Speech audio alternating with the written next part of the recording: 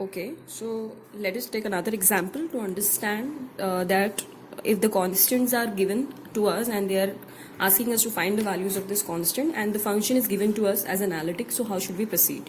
Okay, so this is the second type of question. The first type of question which is generally asked is related to that f of z is given or asked to be proved as analytic, and you have to follow the steps like to check whether the first order partial derivatives are continuous and then the CR equations are satisfied. If these two conditions are valid, we say that the given f of z is analytic. So in my previous video I have taken an example of that. Now let us go ahead with the next example.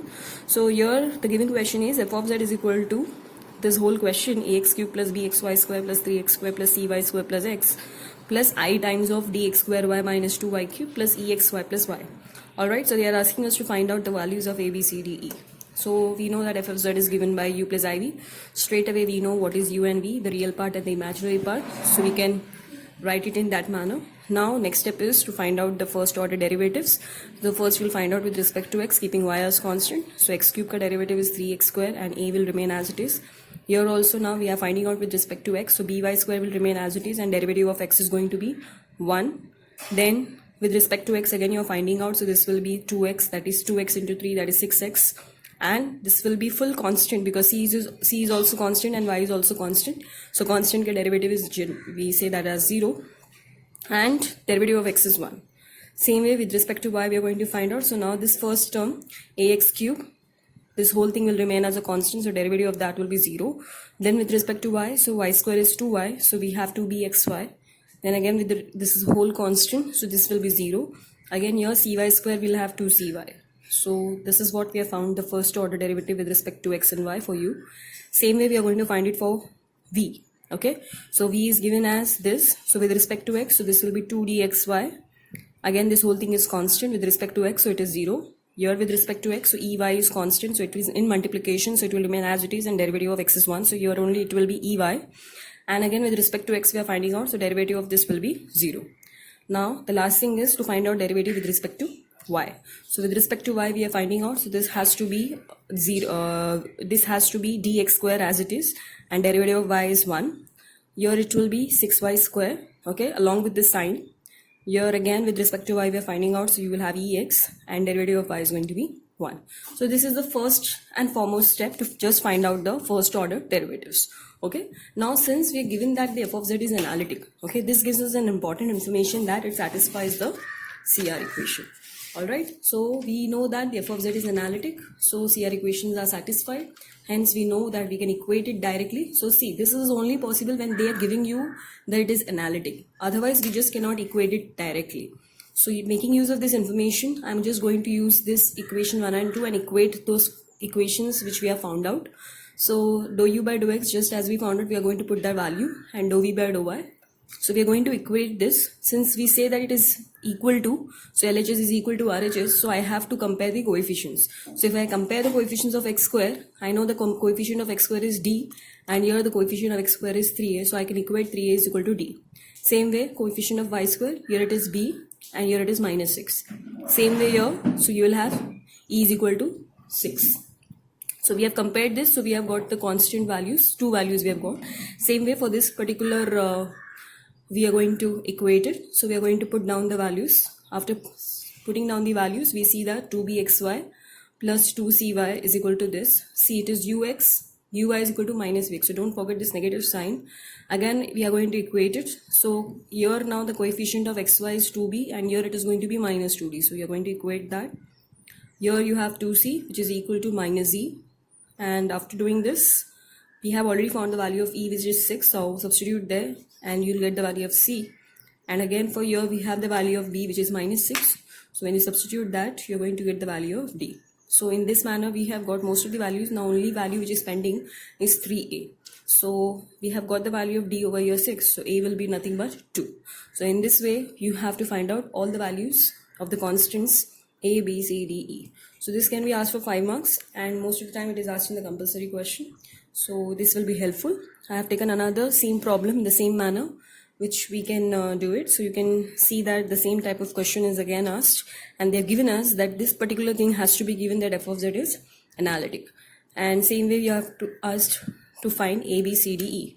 So what I have done, again I have taken f of z is equal to u plus iv. I have taken the value of real part and v is the imaginary part.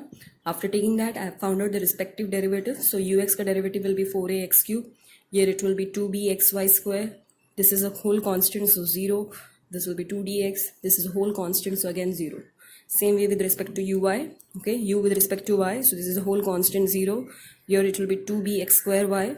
Here it will be 4c y cube. This is a whole constant, so it will be 0. And here it is minus 4y. Same way we are going to find out v for with respect to x and with respect to y. And after finding out that, okay, so we have rewritten the same thing for just for you to understand how I've got vx and vy. So again, vx is going to be 12x square y with respect to x. So the rest thing will remain constant and derivative of x is 1. And this is just 4y. Same way, we are going to take it with respect to y, and since it is given analytic, so we'll say CR equations are satisfied, and since they are satisfied, we are going to equate it, and after equating it, we are just going to compare the coefficients of x cube. So 4a is equal to 4. Here the coefficients of xy square is going to be 2b, and here it is minus 3, so I have compared that, and here the coefficient of x is going to be 2d, and here it is 4. Okay, so I've got some values, and same way now I'm going to use the second CR equation, and after getting that, so I'm going to equate it again, these things, and I'm going to compare the LHS and the RHS. So in this manner, I find out the values of all the things a, b, c, d, e. Okay, so you can take this particular sum for practice again, the same way to find out the values of a, b, c, d, e. So this is just for practice. I hope you have understood this much. Now let's take another example. So there are many questions in whether to find out analytic, whether the function is analytic, or how to get the values of a, b, c, d. So here is another example of analytic functions. So here asked that prove that f of z is equal to sin h z is analytic and find its derivative. Now here we are going to learn an important concept related to derivative. Okay, in each sum I'm going to get something new concept for you. So we are going to find out the derivative. So how do we find the derivative? We'll see later. So first we need to check, or we are asked to prove that it is analytic. So since now they are given in the form of sin h z, you can see that it is like you are not given the real and the imaginary part directly. So you have to put the value of z, which is a complex number. So it is x plus iy, and then we are going to expand this sin h a plus b. So it is sin h a cos h b plus cos ha sin hb. The simple trigonometric formula which we have for circular functions is valid for the hyperbolic functions also. Then we are going to make use of the relation between the circular and the hyperbolic function. So we have already seen in our previous videos that cos hiy can be written as cos y and sin hiy can be written as I sin y. So the first and the foremost step, we have got the real part and the imaginary part. After finding out the real and the imaginary part, so I'm going to find out the first order derivatives, u with respect to x and y. So when I'm finding out with respect to x, I know that sin h ka derivative is cos h, and this will remain as constant. And uy, again I'll keep sin hx as constant, and cos y ka derivative is minus sin y. Okay, same way for v, which is cos hx into sin y. With respect to x, when I'm finding out, cos ka derivative is sin, and sin y will remain as it is because it is into multiplication. Okay, there is no plus or minus sign over here, so that I can treat this as 0. Okay, this is in multiplication, so it will remain as it is. Same way with respect to y, when I am finding out, cos hx will remain as it is, and sin y ka derivative is cos y. So I see that this particular ux, uy, vx, vy, they are all trigonometric functions, and hence I know that they are continuous in nature. So this is the most important condition, because other than CR equation is just the necessary conditions for the function to be analytic. However, the second most important condition which has to be satisfied, or the first most important condition which has to be satisfied, is nothing but this first order derivative needs to be continuous, and then only the CR equations, if they are satisfied, I can say that f of z is analytic. So here we have completed the first part of the question, that is prove that f of z is equal to sin h z is analytic. Okay, now the next part is to find its derivatives. Now derivative is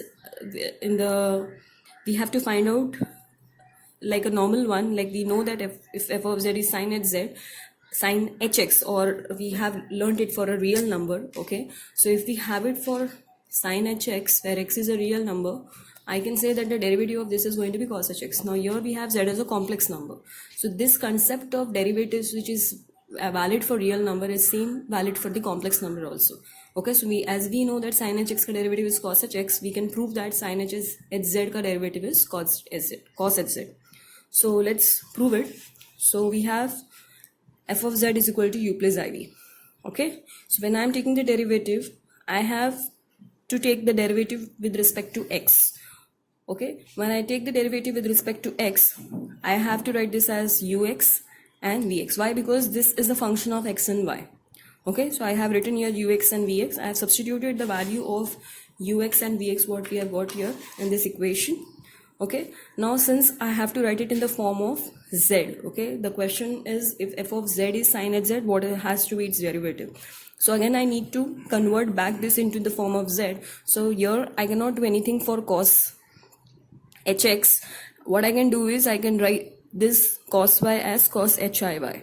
Okay, and similarly I sin y can be written as sin hiy.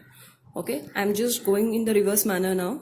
So once I know it is cos ha cos hb plus sin ha sin hb, in hyperbolic function the formula will be cos of h a plus b. Okay, for circular function it is different. When we have cos a cos b plus sin a sin b, then we have the formula as cos a minus b. Okay, if it is cos a cos b for circular function. However, when we have here as a hyperbolic function, the sign will remain as it is, and this x plus iy is nothing but z. Okay, so in this manner we have proved that the derivative of sin hz is cos hz. Now why you must have got into think that why I have taken derivative only with respect to x, can I take in other form also? Yes, you can take it in the form. There are 4 ways of expressing the derivatives, or let's say first, this is the general first way which I have written with respect to x, ux plus ivx. Now I can write this in the form of make use of the CR equations and do it further. So I know that ux is nothing but it is equal to vy and vx is equal to minus uy. So I can make use of these values of vy and uy also to find out the same derivative of f of z. Or what I can do is I can replace only one variable ux with vy and I keep this as the same. Okay, in this equation I have modified both because I have used the CR equation for both. If I want, I can keep this as same. I can keep this as same and ux ka equal to vy. Similarly, now I can take ux as same and vx is nothing but minus ui. So any of these 4 forms, it is not like all the 4 forms you have to use. The easiest one is to remember that your derivative, take the derivative always first with respect to x. Okay, because with respect to y, we cannot get the same expression. Okay, we will not get the expression as same. So hence, this is with respect to x. First you need to find out, and then you can make use of CR equations and you can express it in other form also. Okay, so here there is an important conclusion which we have to derive, that if f of z is analytic, then it can be differentiated in the usual manner. In usual manner means it is like real number only, that if f of x is sin x, then the derivative is cos x. So same way, if f of z is z square, then the derivative is 2z, and f of z is sin z, then the derivative is cos z. In exams generally you will not go in the direct manner to find out the derivatives because there are certain marks assigned for this particular steps which we have done over here. So better follow these things, because this is with respect to x. You have to do it and show it in the proof that yes, you are getting the same way, though you will know the answer in your back of the mind that derivative of sin is cos, but you cannot write it directly because this carries certain marks. So you have to do it in this manner.